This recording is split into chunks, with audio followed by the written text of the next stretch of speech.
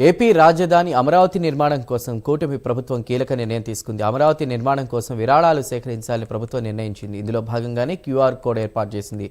విరాళాలు ఇవ్వాలనుకునే వారి కోసం సిఆర్డీఏ వెబ్సైట్లో క్యూఆర్ కోడ్ అందుబాటులోకి తీసుకొచ్చింది. రాష్ట్ర అభివృద్ధి, రాజధాని నిర్మాణంలో ప్రతి ఒక్కరూ భాగస్వాములు కావాలని ప్రభుత్వం పిలుపునిచ్చింది.